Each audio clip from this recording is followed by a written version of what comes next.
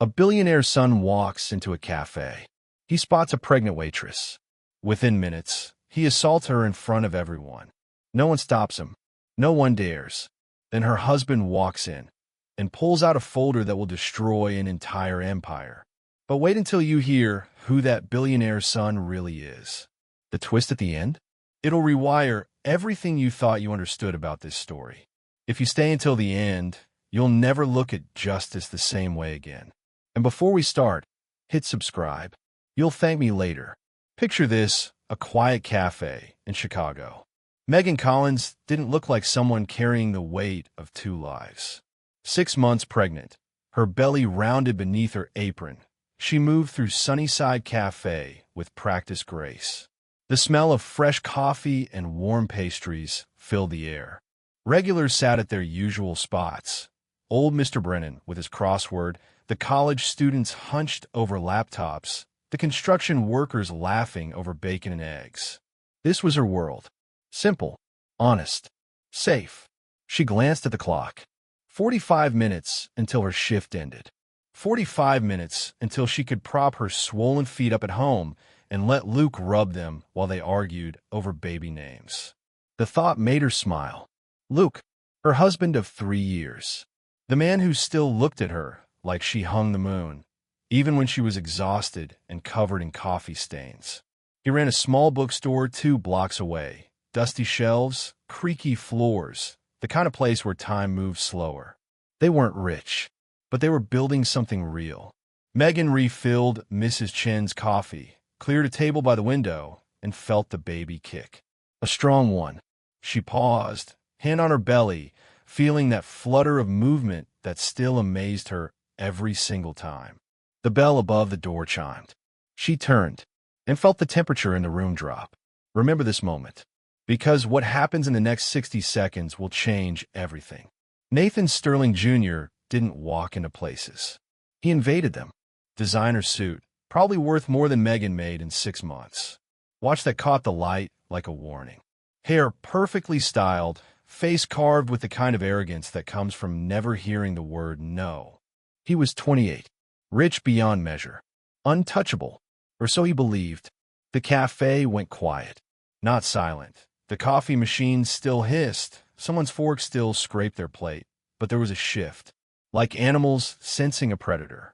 Nathan Jr. scanned the room with barely concealed contempt. Then his eyes landed on Megan, and stayed there. She felt it, that crawling sensation up her spine. She'd dealt with difficult customers before, drunk ones, rude ones, the ones who snapped their fingers like she was a dog. But this was different. This felt dangerous. "Welcome to Sunnyside," she said, forcing brightness into her voice. "Seat yourself anywhere, and I'll be right with you." He didn't move, just smiled. Slow, deliberate. "I think I'll sit at the counter," he said. "Get a better view." The way he said view made her skin crawl. Megan positioned herself behind the counter, creating distance. Professional smile firmly in place. "What can I get for you?" "Coffee. Black." He leaned forward, invading her space. "And your number?" Her smile didn't waver. "Coming right up." "The coffee, I mean." She turned to pour, but his voice followed her, louder now. "Performed for the room. Playing hard to get? I like that. Makes it more interesting." "I'm married," Megan said evenly, placing the cup in front of him. "And pregnant, as you can see. I see a beautiful woman wasting herself on some nobody who can't even give her a decent life." He gestured at the cafe, at her apron. "You're serving coffee at 6 months pregnant. Where's your husband? What kind of man lets his wife work like this?" The room was watching now. Megan felt every eye on her. "The kind of man who respects that I choose to work," she said, voice steady despite her racing heart. "Will there be anything else?" Nathan Jr. stood, rounded the counter. "What are you doing?" Megan backed up. "Sir, you can't come back here. I'm Nathan Sterling Jr." He said it like it was a magic spell. Like those 4 words rewrote the rules. "My father owns half this city. I go where I want." He reached for her, hand moving toward her face, her hair. Megan slapped it away. "Don't touch me." His expression darkened. The playful predator vanished. replaced by something uglier. You just made a mistake. He grabbed her wrist. Hard. Fingers digging in with deliberate cruelty. Megan gasped, tried to pull away, but his grip tightened. His other hand moved to her waist, yanking her closer. Get off me. She shoved at his chest. The cafe erupted in murmurs. Chairs scraped. Someone said, "Hey," but no one moved. No one intervened. Because Nathan Sterling Jr.'s father owned buildings, businesses, politicians. You didn't cross the Sterlings. Not if you wanted to keep your job, your home, your life. Nathan Jr. knew this. Counted on it. His hand slid lower, and Megan felt rage flood through her fear. She brought her knee up. Hard. He doubled over with a grunt, releasing her. You bitch. The door burst open. This is where everything changes. Pay attention. Luke Collins was not an imposing man. 5'10", lean build, reading glasses tucked into his shirt pocket. He looked like what he was, a bookstore owner, someone more comfortable with first editions and fistfights. But the way he moved into that cafe, the look in his eyes when he saw Nathan Jr. standing too close to his wife, Megan with fear and fury written across her face. In that moment, Luke Collins was the most dangerous person in the room. Megan. His voice was calm, terrifyingly calm. Are you okay? Luke. She moved toward him, and he caught her, one arm protective around her shoulders, eyes never leaving Nathan Jr. Who the hell are you? Nathan Jr. straightened, regaining his composure, adjusting his suit. Her husband. Ah, the nobody. Nathan Jr. smiled. Look, man, no harm done. Your wife and I were just. I saw what you were doing. Luke's voice remained level. I saw you assault her. Assault. Nathan Jr. laughed.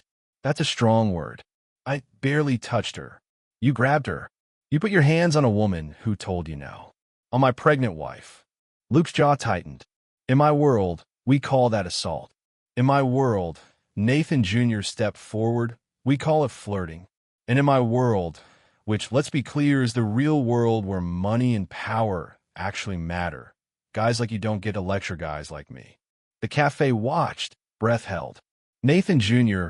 pulled out his phone. One call. That's all it takes. One call to my father, and this cafe loses its lease. Your wife loses her job. Maybe that little bookstore of yours gets some surprise health code violations. Maybe you both find out what happens when you embarrass a Sterling. Luke didn't flinch, didn't respond. Instead, he reached into his messenger bag and pulled out a manila folder. He placed it on the counter between them. The sound it made, that soft thump, was the sound of everything changing. What's in that folder? Keep watching. You're about to witness the most satisfying power shift you've ever seen. What's this? Nathan Jr. eyed the folder like it might bite him. Open it. Something in Luke's voice made Nathan Jr. hesitate, made the smirk falter. He opened the folder. The cafe was silent. Megan watched her husband's face, that quiet strength she'd always loved but never fully understood until this moment. Nathan Jr. paled. His hand shook as he flipped through pages. Photos, documents, bank statements. Where did you get this? His voice cracked. Does it matter? Luke asked softly. You can't. Nathan Jr. looked up, and for the first time, there was fear in his eyes.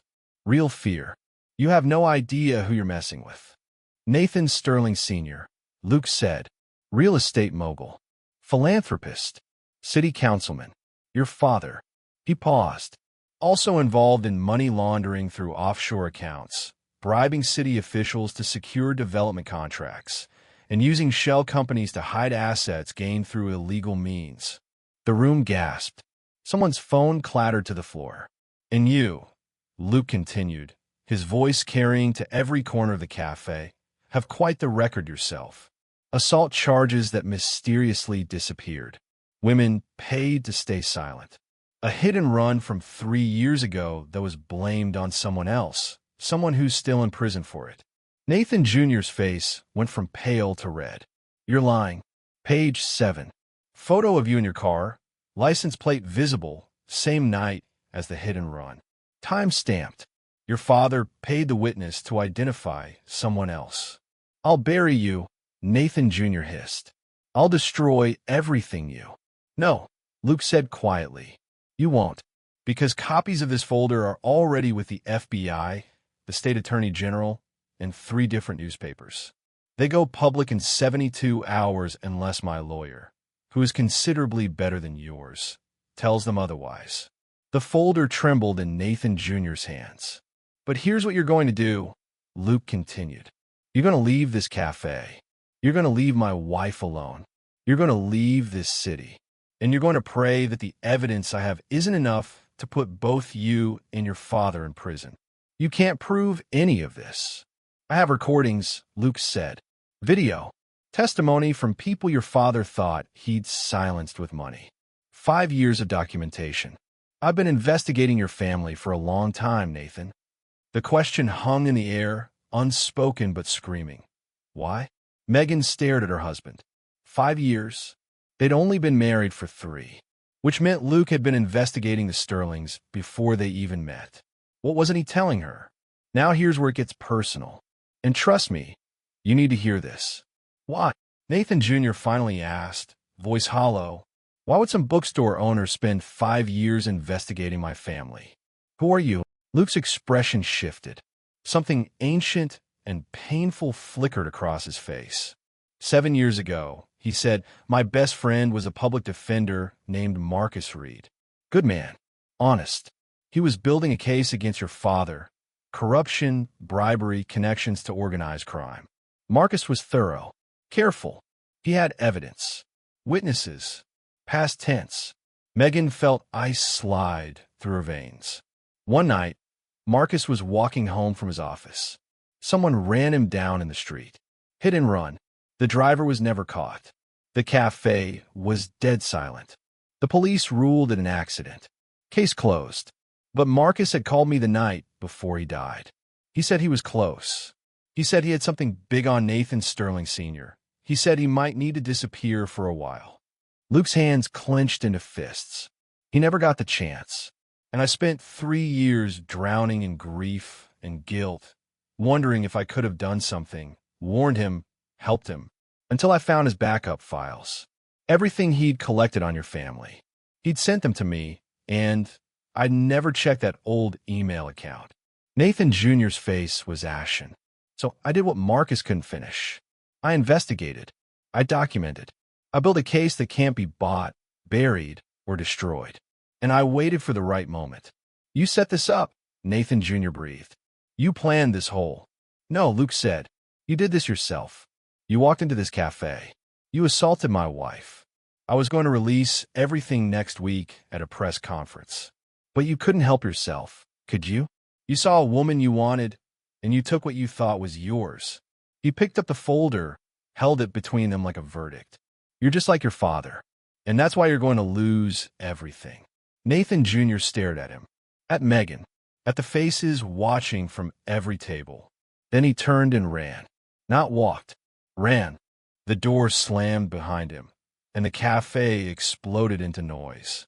Questions, exclamations, someone clapping. But Megan only had eyes for her husband. Luke, she whispered, you never told me. I know. He pulled her close, and she felt him shaking. I'm sorry. I couldn't risk it. If they knew I was Marcus's friend, if they knew what I was building, I couldn't lose you too. She held him, felt their baby kick between them, felt the weight of secrets and protection and love that sometimes meant keeping someone in the dark to keep them safe. Is it over? She asked. Luke hesitated, and in that hesitation, Megan knew this was far from over. But hold on, because what happens next? Nobody saw this coming. Not even Luke.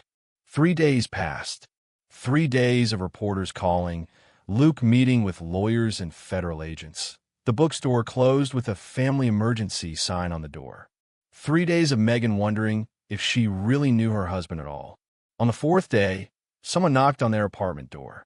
Luke checked the peephole, then went very still. Who is it? Megan asked from the couch, her feet propped up on cushions. He didn't answer, just opened the door. A woman stood in the hallway.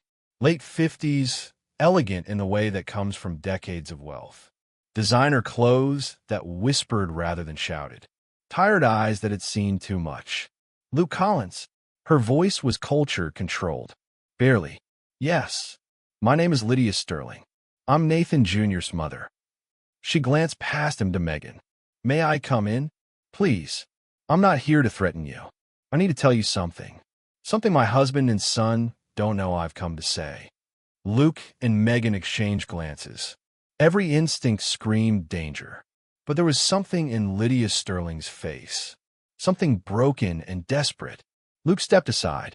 Lydia entered, and her composure cracked the moment the door closed. She stood in their small living room, probably no bigger than her closet, and tears spilled down her carefully made-up face. I'm so sorry, she said, for what my son did to you, for what my husband has done to so many people. I'm so deeply sorry. Mrs. Sterling, Megan began. You don't owe me forgiveness. I'm not here for that. Lydia pulled a tissue from her purse, dabbed at her eyes. I'm here because you deserve to know the truth. The whole truth. Luke tensed. What truth? Nathan isn't my biological son. The words hung in the air, impossible to unprocess. We adopted him when he was 3 days old, Lydia continued. My husband wanted an heir. I couldn't have children. It was a private adoption, very private. The kind where records are sealed, names are changed, and everyone pretends the child was always ours. Why are you telling us this? Luke asked slowly. Lydia looked directly at him. Because his biological mother was Rachel Torres. She was 22, unmarried, and she was your friend Marcus Reed's sister.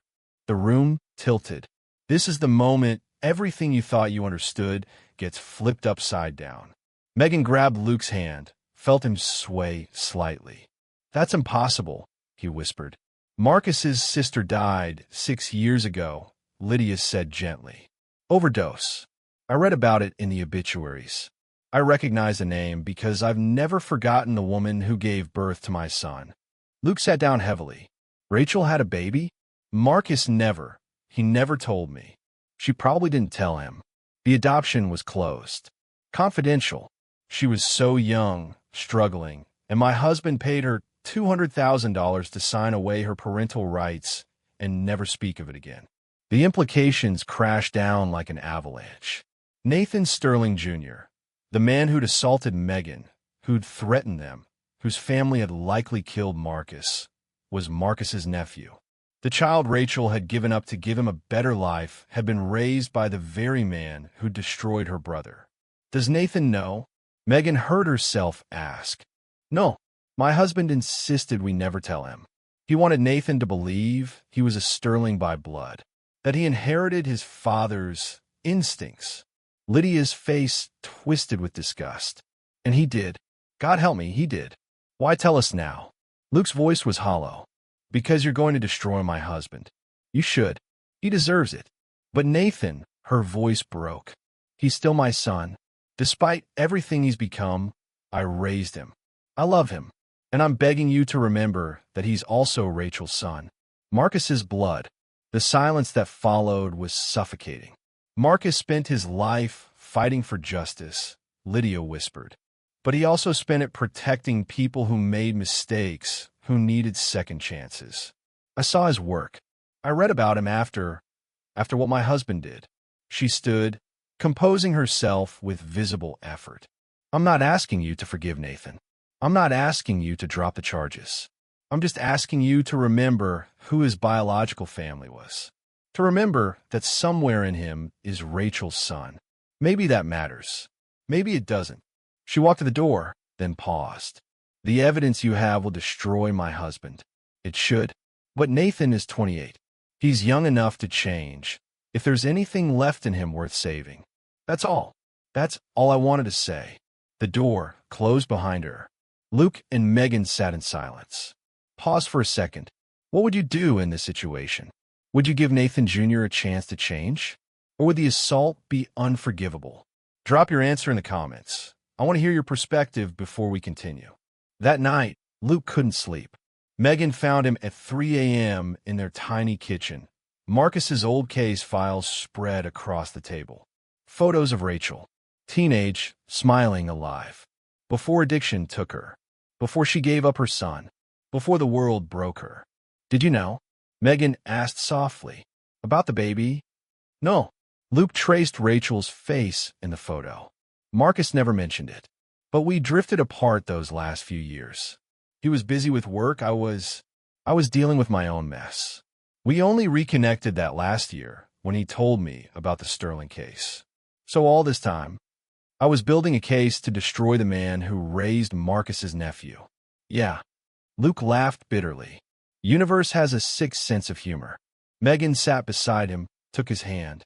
What are you going to do? The right thing. The evidence goes public. Nathan Sterling Sr. faces justice for Marcus, for Rachel, for everyone he's hurt. And Nathan Jr.? Luke was quiet for a long moment. I don't know, he admitted. Marcus would want to give him a chance. Marcus always believed in redemption. But Rachel would want her son protected, even from himself. And I want. He looked at Megan's belly, where their child slept, safe and loved. I want to make sure my family is safe. That my child grows up in a world where people like the Sterlings can't hurt people like us. Those two things aren't mutually exclusive, Megan said. Luke met her eyes. Nathan Jr. assaulted you. Threatened us. If Marcus were here, he'd prosecute him to the fullest extent of the law, nephew or not. But Marcus would also make sure he had a good lawyer. That he got treatment if he needed it. That the system worked the way it's supposed to. Accountability and rehabilitation, not just punishment. Luke pulled her close. When did you get so wise? I married a man who spent 5 years seeking justice for a friend. That teaches you things about what matters. They sat in the kitchen as dawn approached, holding each other, feeling the weight of impossible choices. The press conference was scheduled for 2 p.m. Luke stood in the federal building, the folder, now thick with additional evidence the FBI had gathered, ready to end the Sterling empire. His phone buzzed. Unknown number. Against his better judgment, he answered. Luke Collins. The voice was Nathan Jr.'s, but different. Quieter. Broken. How did you get this number? Doesn't matter. I'm calling to tell you I'm leaving. Chicago. The country. My father doesn't know. He's preparing his legal team, calling in favors, getting ready to fight. But I'm not fighting. Luke said nothing. My mother told me. Nathan Jr. continued. About Marcus Reed. About his sister. About who I really am. And I've spent 3 days looking at my life. Really looking at it. All the things I've done that I convinced myself were okay because of who my father is. Because I could get away with it. His voice cracked. I assaulted your wife. I could have hurt her. Hurt your baby. And I didn't care because I never had to care about consequences. Is there a point to this call?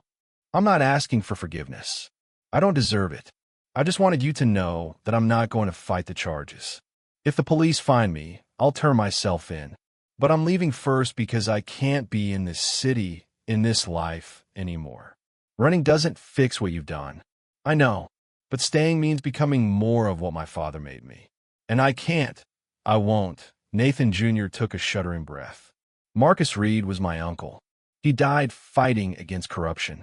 And I became everything he fought against. That's what I have to live with. The line went quiet for a moment. I called to say I'm sorry. To your wife especially. And to tell you to go ahead with the press conference. Destroy my father. He deserves it. He deserves everything that's coming. And you think running makes you better than him? No, Nathan Jr. said quietly. But maybe staying away from people I can hurt makes me less of a monster. That's the best I can do right now. The call ended. Luke stood there, phone in hand, feeling the complexity of justice, of family, of the fact that people are rarely just one thing. At 2 p.m., he stood before cameras and reporters and told the world about Nathan Sterling Sr.'s crimes. The evidence was irrefutable. Arrests were made. An empire built on corruption began to crumble. Nathan Jr. was never found. Some said he fled to Europe. Some said South America. No one knew for sure. But 6 months later, Luke received an envelope with no return address. Inside, a check for $50,000 made out to the Marcus Reed Memorial Scholarship Fund, a charity Luke had established for law students, and a note. For the lawyers Marcus would have wanted in the world. I can't undo what I've done, but maybe I can help create people who'll stop people like me. Like my father. Like who I was. Signed in. Luke added the check to the fund anonymously. Never told anyone where it came from. Some secrets are worth keeping. Megan gave birth 3 months after the press conference. A girl. They named her Rachel Marie Collins. The café threw her a baby shower. The same patrons who'd frozen when Nathan Jr. assaulted Megan now surrounded her with love, gifts, promises of babysitting. Luke reopened the bookstore with a new section, social justice and legal reform. Marcus's favorite books had Place of Pride. Lydia Sterling divorced her husband before his trial. She visited once, asking to see the baby. Megan had been hesitant, but something in the older woman's face, the grandmother who'd lost everything, made her say yes. Lydia held Rachel for exactly 5 minutes, tears sliding silently down her face, then left. They never heard from her again. Nathan Sterling Sr. was sentenced to 15 years in federal prison. His assets were seized, his empire dissolved, and life moved forward. 2 years later, Luke received another envelope. Same handwriting. Inside, a photo of Nathan Jr. on a construction site, wearing work clothes, covered in dust. He looked older, thinner, different.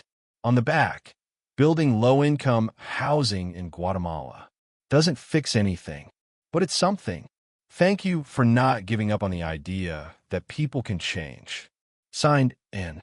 Luke showed Megan. They looked at the photo for a long time. Do you think he means it? She asked.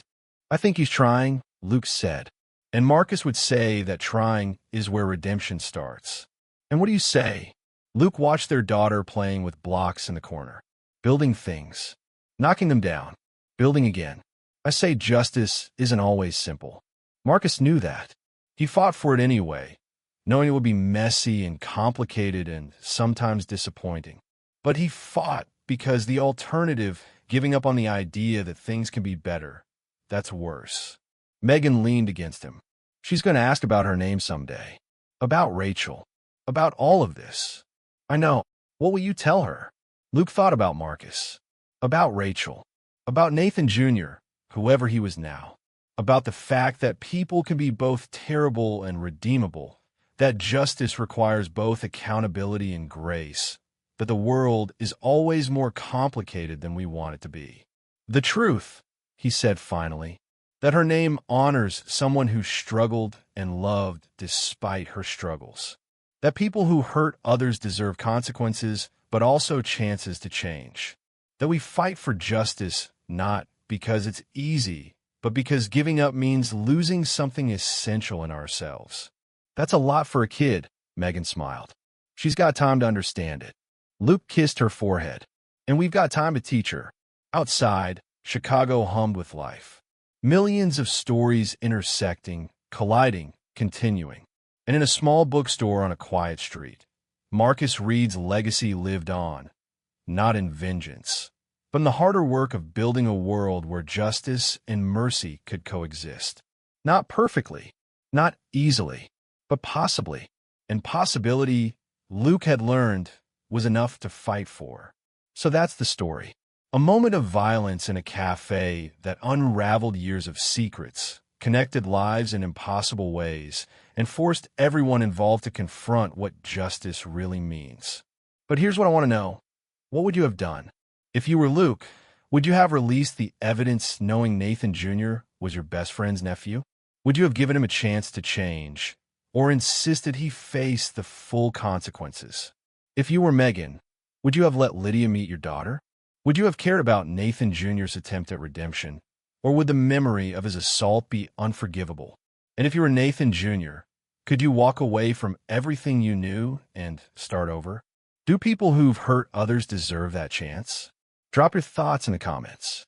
I want to hear your perspective because these questions don't have easy answers, and that's what makes them worth discussing. If this story got you thinking, If it made you feel something, hit that like button. And if you want more stories about power, justice, and the complicated truth about human nature, subscribe to this channel. Here's the thing. Chicago's wealthy elite? They're hiding more secrets than you can imagine. Nathan Jr. wasn't the only one. Not even close. Next week, I'm exposing another family. This time, it involves a missing person case that the police mysteriously closed. If you want to see power crumble and justice served, you need to subscribe. Because these stories, they're just getting started. Thanks for watching. I'll see you in the next one.